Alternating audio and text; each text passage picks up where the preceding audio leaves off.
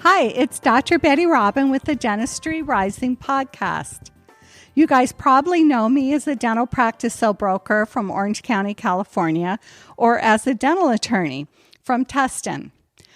I've started this podcast to really try to help you do better in your practices quicker and let you know what I think are the secrets to success in dental practice. I've owned 3 different dental practices, 2 that I operated myself and 1 was associate run. And I've also had thousands of clients as dentists. So I have a clue on what works and what doesn't work. So I hope this is helpful and happy listening. Today we're going to talk about 3 ways to produce 20% more in your practice.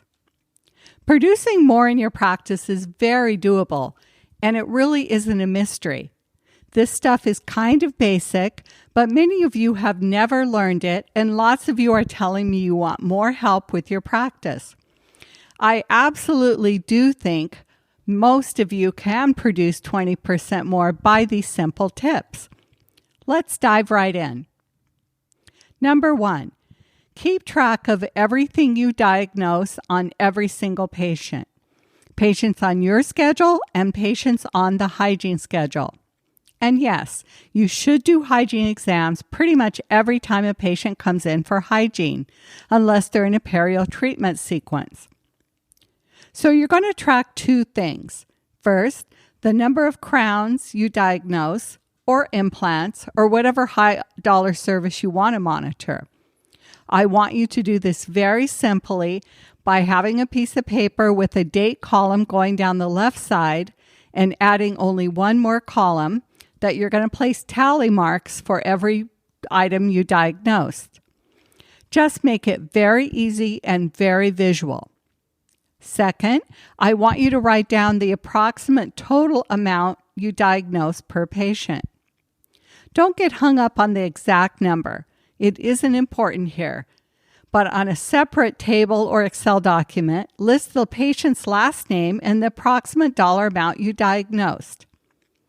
If you can't do this in between patients, then catch up at lunch and the end of the day. Add your total diagnosis amounts for the morning and afternoon and write your totals. No going out to lunch. You've got work to do and money to make. Second, keep track of provider productivity, how much you and each hygienist produce per half day. Half day really helps if you want to ramp things up. So at lunch and at the end of each day, you're going to look at the day sheet and see what you produced and what each hygienist produced and write that total on the separate sheet for the day. These don't have to be formal or perfect. They're just for you, but do it. If you have more than 1 hygienist, you might want to post production amounts in the break room twice a day. It really does seem to help. And third, I want you to have 2 morning meetings per day. Separate the day into 2 parts, morning and afternoon, and have a meeting before each work period starts, not just at the beginning of the day. So you need to have a very clear and very quick agenda for these meetings, and they shouldn't take more than 5 minutes.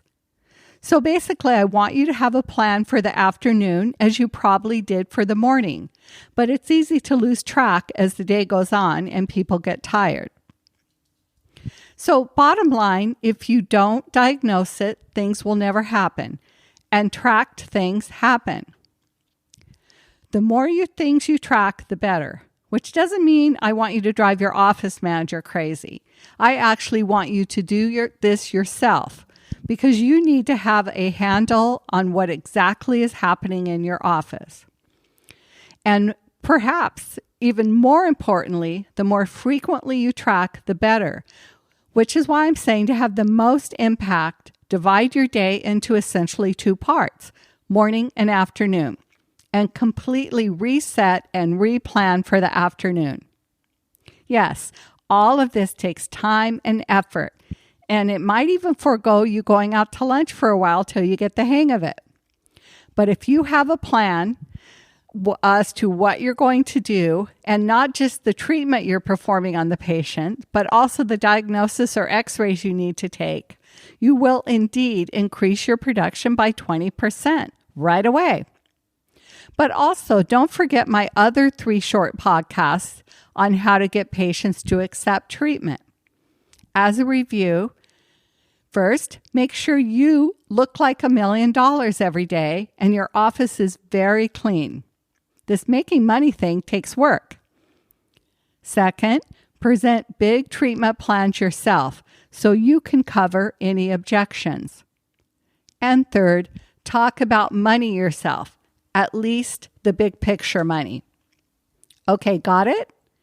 Put it in action and let me know how you're doing. I can't wait to hear from you. Dentistry Rising Podcast, Dr. Betty Robin. Please subscribe on iTunes so we can get better and better at helping you make your practice dreams come true.